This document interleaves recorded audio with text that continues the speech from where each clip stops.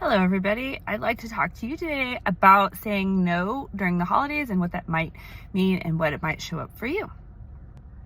I think it's really important to talk about, especially as women, and I have ADHD, and I'm perimenopausal, and in the past 5 years or so, 4 years, it's been really increasingly more difficult for me to juggle the mental load of all the activities, all the socializing, than it was when I was younger. I'm also low contact with alcohol. That might have been a shift, but I really feel as I've gotten older, I'm 41 now, that I'm just more in my essence, my true essence. And I have found that in the past couple of years, I've really had to pull back from a lot of things. And that's what I wanted to talk to you about today real quick. So saying no for the holidays doesn't mean that you don't have fun or that you are unhappy or you don't want to participate. For me, it's more about protecting your energy. And I think that during this season, it's really hard for a lot of us, especially if you're neurodivergent or a woman or a mom or perimenopausal, but honestly, just a person. It's really difficult because a lot of us were raised as people pleasers and it's just hard to say no. And so what I am encouraging myself and encouraging you guys to do is find little kind of ways that you can do this in your daily life, that by the end of the holiday season, you don't feel completely drained. You're able to participate and have maybe even a little bit of fun just for you. So here are my 3 tips.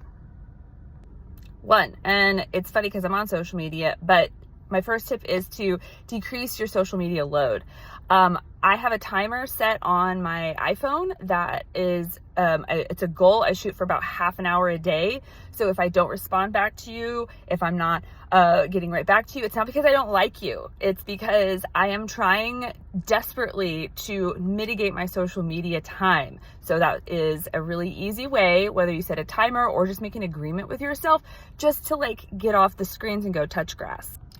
My second tip is be honest. This is probably gonna be harder for a lot of us, but honesty is really good. You're speaking through your 5th chakra, you're telling the truth. And I don't think there's anything really wrong with saying, I would love to, I'm just not feeling it right now. I love you, but I just don't have the energy to commit to that.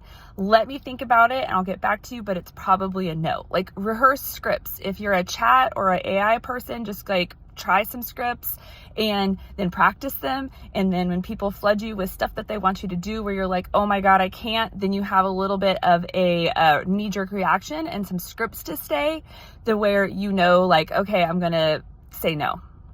And my third tip is do something that you actually enjoy. So a little bit of Venus here.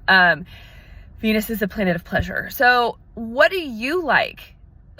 I found that over time, I was doing literally everything that everyone else liked. I have 2 kids, and a big family. And over the time, I just realized I was I'm doing a lot of these activities for everyone else other than me. Now the kids are completely understanding. Okay guys, that's it for now. No big breakthroughs. I just really felt encouraged to share some of my tips that I'm working with right now. I'm in the midst of pursuing my health coach certification for women. I'm wrapping up my Huber Astrological Psychology Diploma. I am teaching 3 times a week. I work at THRC in memberships. So I'm busy. I got 2 kids. It's the holidays.